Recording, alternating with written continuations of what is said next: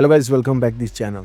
100 degree के तापमान पर उबलता हुआ तेल और उसके अंदर पड़ी है एक गन और थोड़ी दूर पर लुटेरे धीरे धीरे सांस लेते हुए आगे की तरफ आ रहे हैं।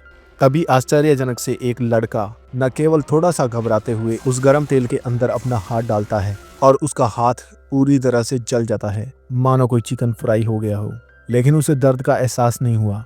दरअसल नेट जन्मजात से दर्द को महसूस नहीं कर सकता था और ना ही वह ठंड और ना ही गर्मी का एहसास कर सकता था। इस अलग सी बीमारी के कारण बचपन से लेकर अब तक वह हमेशा हॉस्पिटल के अंदर ही रहा है। उसके माता पिता उसे काफी अच्छे से संभाल कर रखते थे और डरते थे कि कहीं उसके साथ कोई दुर्घटना ना हो जाए, क्योंकि वह कई चीजों को महसूस नहीं कर सकता था और इस अकेलेपन के कारण नेट का कोई दोस्त भी नहीं था। और अभी हम प्रेजेंट में देखते हैं कि नेट एक ट्रस्ट कंपनी के अंदर काम करता है जो कि लोगों को लोन प्रोवाइड करती है। और तभी उनकी ट्रस्ट कंपनी के अंदर एक नई महिला कर्मचारी आती है जो कि दिखने में काफी खूबसूरत होती है और उसका नाम है शेरली। शेरली को देखते ही नेट उस पे फिदा हो जाता है। वह उसे बहुत अच्छी लगती है, लेकिन अपने स्वभाव और अपनी बीमारी के कारण वह अपने आप को दबाए रखता है। तभी एक दिन कॉफी ब्रेक के रूम में गलती से शेरली से उसके ऊपर कॉफी गिर जाती है। शेरली नेट के जलने की स्थिति को देखती है और जब वह कपड़े को ऊपर करती है तो उसने नेट की बाजू पर टैटू देखा और टैटू देखने के बाद वह स्तंभ रह गई। नेट को कुछ समझ नहीं आ रहा था क्योंकि वह काफी घबरा रहा था। इससे पहले नेट ने कभी लड़कियों से बात नहीं की थी। सौभाग्य से तभी घड़ी का अलार्म बजा और उसे बहाना मिल गया यहाँ से जाने का। इसके बाद शेरली वापस नेट के पास आई और अपनी जल्दबाजी के लिए माफी मांगी और उसे डिनर पर इनवाइट किया। तो नेट इतना घबरा चुका था कि उसने एकदम से मना कर दिया। शेरली यहाँ से चली गई। उसके बाद उसे एहसास हुआ कि यार ये मैंने क्या कर दिया। लेकिन जब तक उसे एहसास हुआ तो शेरली यहाँ से जा चुकी थी। पछतावे में डूबा नेट मेज पर पड़ी एक ग्राहक की फोटो देखता है और उसे हिम्मत जुटाता है और उसके पीछे भागता है और उसे हाँ बोल देता है। और इसके बाद में ऑफिस में ब्लैक अंकल आता है जो कि अपनी पत्नी की मृत्यु के बाद लोन नहीं चुका पा रहा था, इसलिए वह नेट से गुहार लगाता है कि उसे लोन चुकाने के लिए कुछ और समय दीजिए।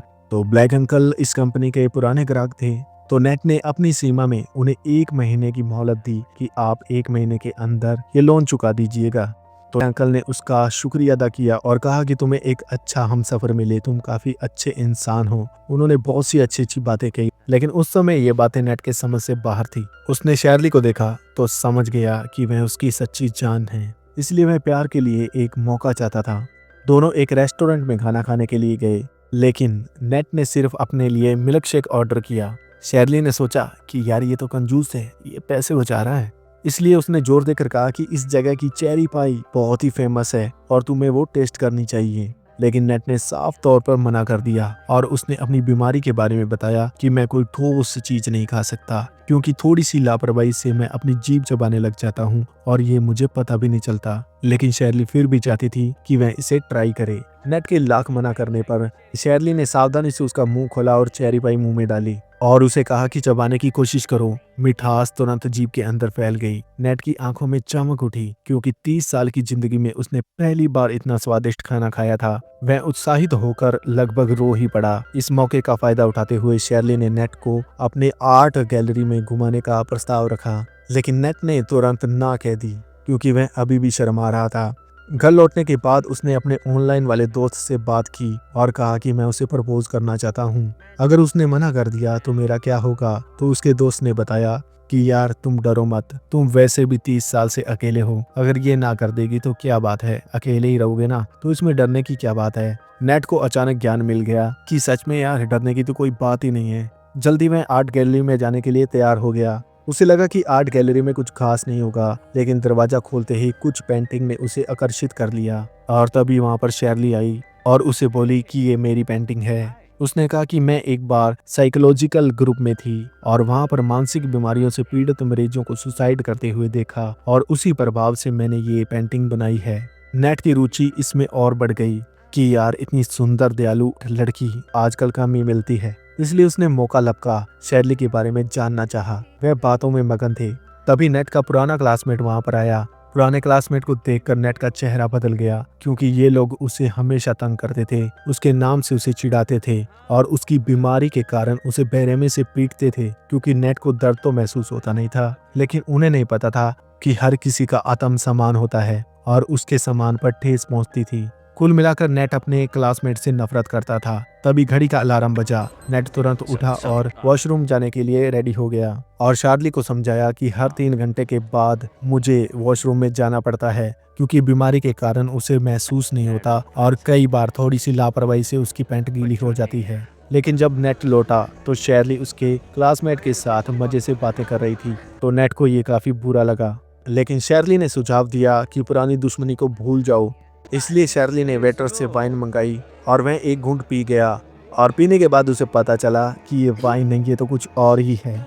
तो नेट तुरंत हंस पड़ा।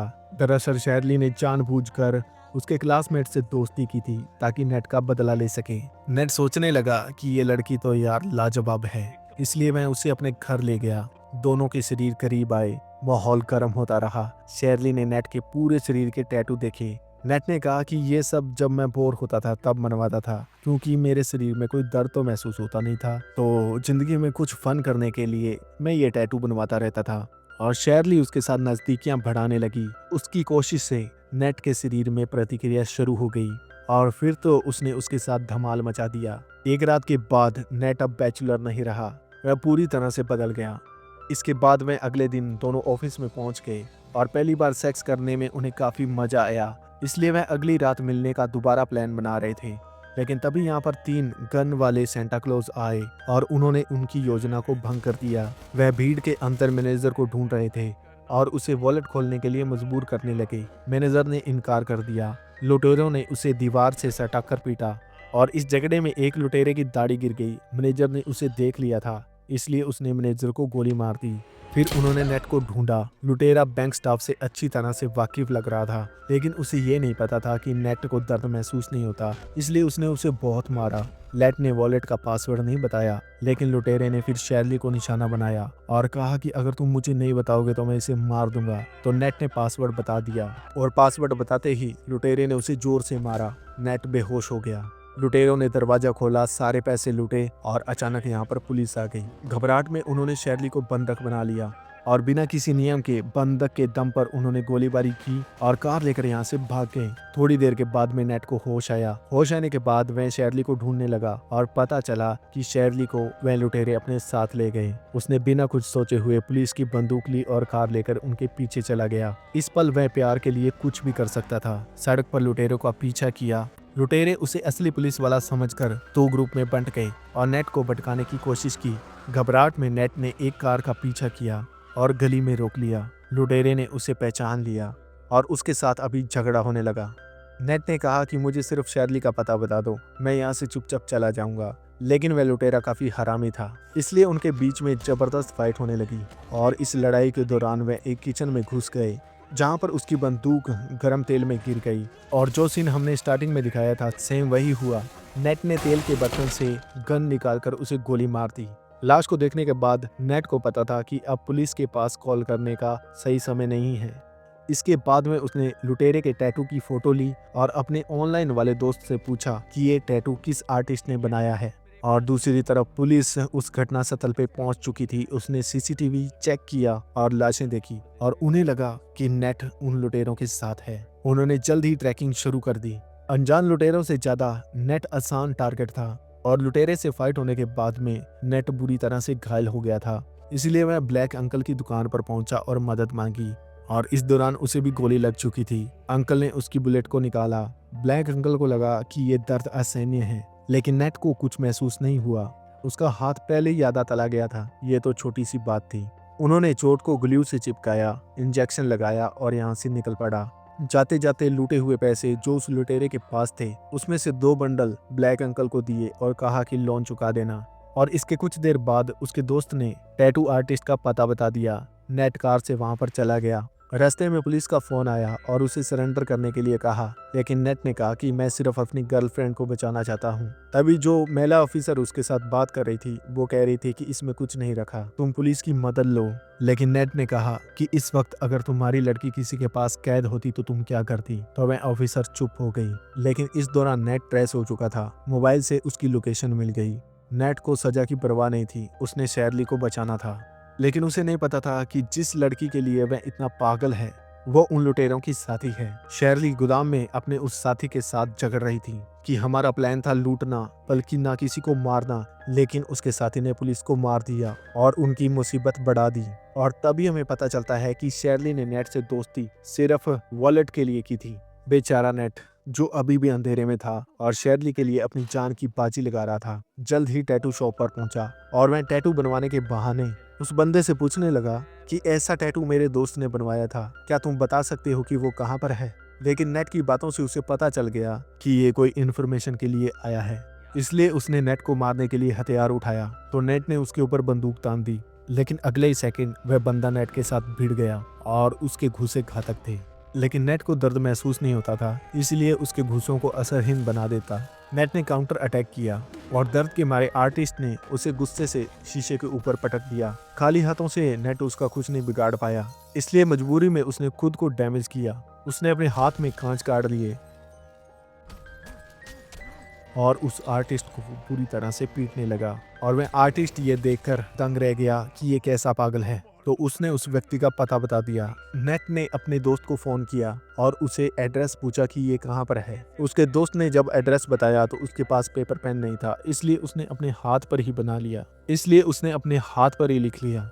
एड्रेस मिलने के बाद नेट लुटेरे के घर में पहुंचा, लेकिन वो भी रैम्बो था। उसने अपने घर में एक ट्रैप बना रखा था। पहले नेट आयरन बॉल से बचा और किचन में पहुंचा और फिर एक ट्रैप में फंस गया। उसके पैर में तीर लगा और तीर आर पार हो गया। उसे दर्द तो महसूस नहीं हुआ, लेकिन उस तीर को निकाल ना पाया। वह तीर लगे हुए घूमता रहा। यहाँ सब कुछ देखने के बाद जब वह बाहर निकलने लगा तो वह आखिरी ट्रैप के अंदर फंस गया और अब हेल्प के लिए उसने अपने दोस्त को कॉल किया। लेकिन उसके दोस्त ने कहा कि यार, हम तो सिर्फ ऑनलाइन फ्रेंड है, हम कभी एक दूसरे के साथ नहीं मिले और हम ऐसे किसी के साथ नहीं मिल सकते। लेकिन नेट ने अपनी बातों से उसे इमोशनल कर दिया, तो दोस्त पिघल गया और उसकी मदद के लिए आया। लेकिन फोन काटते ही लुटेरे का साथी यहाँ पर आ गया। ट्रैप देकर उसने बंदूक निकाली और नेट को लटके देखा और पूछा कि तू कौन है। तो नेट ने कहा कि मैं चोर हूँ यार, गलती से यहाँ पर फंस गया। लेकिन तभी उसे अपने तीसरे साथी का फोन आया और उसने कहा कि हमारे साथी की मौत हो चुकी है और कातिल वह सूट वाला आदमी है। तो उसके साथी ने जो हुलिया बताया था वह नेट के साथ मैच हो गया। गुस्से में वह उसे टॉर्चर करने लगा, लेकिन उसे नहीं पता था कि इस बंदे को दर्द महसूस नहीं होता। लेकिन नेट झूठ मूठ का दर्द दिखाने लगा और उसके साथ टाइम पास करने लगा ताकि उसका फ्रेंड आकर उसे बचा ले। लेकिन वह बंदा भी समझ गया कि यार इसे कुछ नहीं हो रहा, ये तो फर्जी चिल्ला रहा है। तो उसने कहा कि तुम्हारी आंखें बहुत प्यारी है और वह उसे चाकू से निकालने लगा। वह चाकू निकालकर आंखें फोड़ने ही वाला था, इतने में उसका दोस्त आ गया और उसे बचा लिया। और नेट ने पहली बार अपने ऑनलाइन वाले फ्रेंड को देखा और कहा कि यार तू तो गंजा है। लेकिन उस गंजे दोस्त ने कहा कि यार मेरे गंजे पे फोकस मत कर, जल्दी से यहाँ से बाहर निकल। इसके बाद में उन दोनों ने मिलकर इसकी खूब पिटाई की और यहाँ से निकलते वक्त उस बंदे को फिर से होश आ गया। लड़ाई में गंजे ने एक चाकू फेंका, लेकिन वो नेट के हाथ के आर पार हो गया। तो नेट ने उसे थैंक यू बोला। फिर नेट ने चाकू उसके पैर में घोंप दिया। गंजे ने उसके ऊपर स्प्रे की और खुद ट्रैप में फंस गया। और फिर वह कैसे न कैसे यहाँ से बाहर निकले, लेकिन खतरा अभी टला नहीं था क्योंकि पुलिस दरवाजे पर पहुंच चुकी थी। नेट ने अपने दोस्त को कहा कि तुम इन्हें डिस्ट्रैक्ट करो, तो उसके दोस्त ने वैसे ही किया। वह नेट के कपड़े पहनकर वहां से निकला और पुलिस को लगा कि नेट है, तो वह उसके पीछे चले गए और इस चीज का फायदा उठाते हुए नेट यहाँ से निकल गया। नेट गोदाम में पहुंचा और खिड़की से चढ़ने लगा और अंदर शेरली के ऊपर लुटेरा हमला करने वाला था, क्योंकि शेरली यहाँ से बाहर निकलना चाहती थी क्योंकि इनका झगड़ा हो गया था। तो नेट वहां पर पहुंच गया और उसने उसे रोका, तो लुटेरा उस पर हंस पड़ा कि तू हीरो बनना चाहता है। सबसे मजेदार बात तो ये है, तू जिसके लिए ये सब कुछ कर रहा है वो मेरी बहन है। तो नेट सदमे में चला गया। उसे पता चला कि उसकी गर्लफ्रेंड लुटेरी है, आम लड़की नहीं। इसके बाद में लुटेरे ने नेट के ऊपर हमला कर दिया और उसे बेरहमी से पीटने लगा और अब उसे अधमरी हालत के अंदर कार तले देकर मारना चाहता था। लेकिन तभी शेरली ने उसे बचाया, क्योंकि कहीं ना कहीं वह भी सच्चा प्यार करने लगी थी, क्योंकि शेरली अपनी इस लाइफ से तंग आ चुकी थी और उसे नेट जैसा सच्चा आशिक मिला। शेरली को उसका भाई उसे गुस्से से मारने लगा, तभी उसे पुलिस ने गोली मार दी। ये सब बच गए। नेट काफी घायल था, इसलिए उसे एम्बुलेंस पर ले जाने लगे। लेकिन उसी वक्त वह लुटेरा वापस उठा। उसने पुलिस को गोलियों से मारा और पागल होकर वह एम्बुलेंस लेकर यहाँ से चला गया। लेकिन उसे नहीं पता था कि नेट अंदर है। नेट को फिर से होश आया और उन दोनों के बीच में भयंकर फाइट हुई।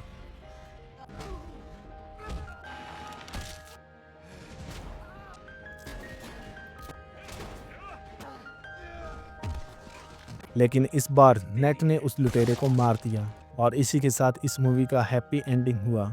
अब नेट शेरली के साथ रोज बातें करता है और शेरली ने अपना गुनाह कबूल कर लिया और शेरली अब जेल के अंदर है, लेकिन फिर भी वह नेट से बहुत प्यार करती है। तो इसी के साथ इस मूवी का अंत होता है। तो आपको ये मूवी कैसी लगी कमेंट बॉक्स में जरूर लिखिएगा। तो मिलते हैं फिर नेक्स्ट वीडियो में। अगर वीडियो अच्छा लगे तो यार वीडियो को लाइक एंड चैनल को सब्सक्राइब जरूर कर देना। Thank you.